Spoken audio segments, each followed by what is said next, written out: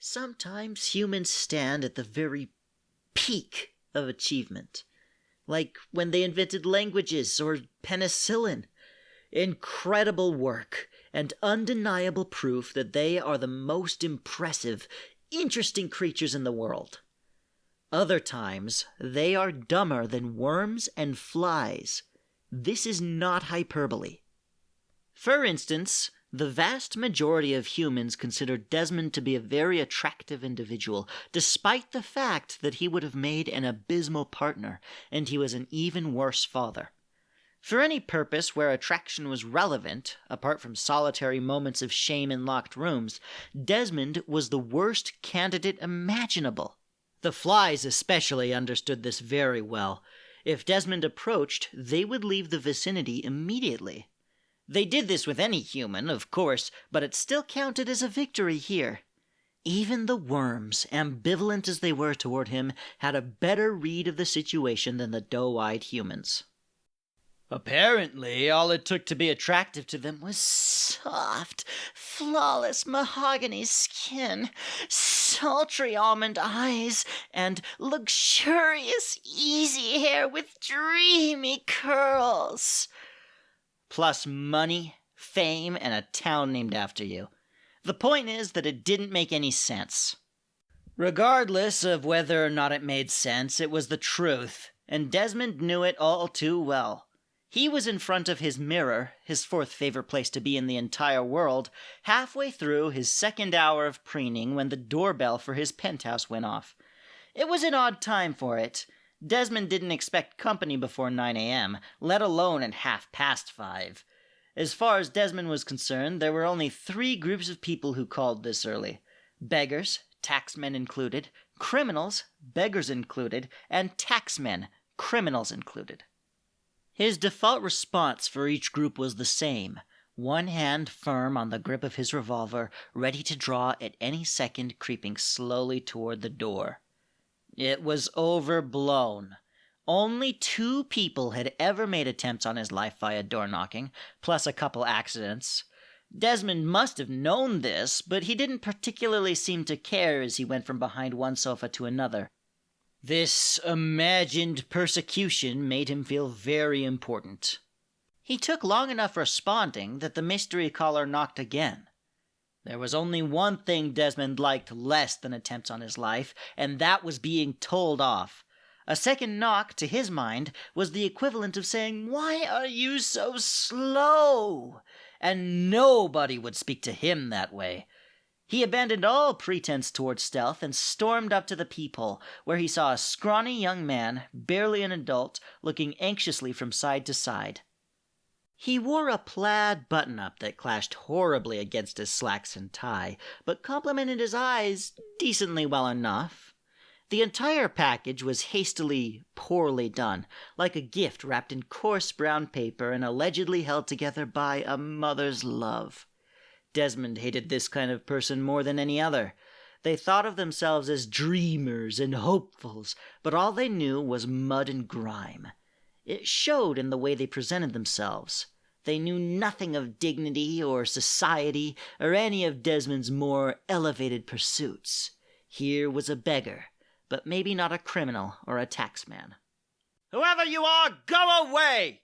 Come back at a more normal hour, or better yet, never at all! I've had a very long week, and I'm not interested in being shaken down!"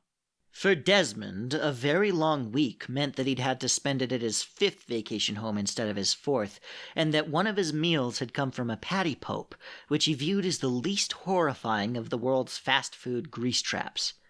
At least he owned that one. To be clear, he owned the intellectual property for Patty Pope.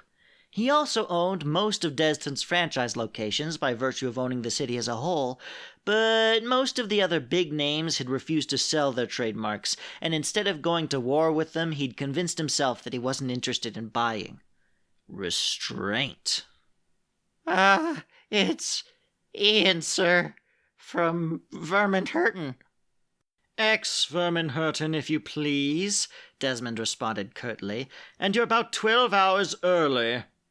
This news surprised Ian. He could have sworn this was the time Desmond had mentioned, but he was a quick improviser.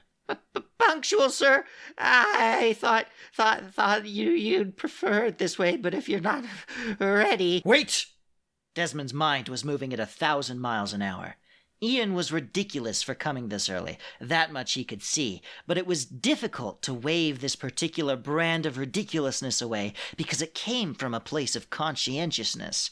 If Desmond admitted that he wasn't ready to see Ian now, at a time when he couldn't have had any other appointments, it would mean that Ian was the more conscientious of the two, and that would be a catastrophe.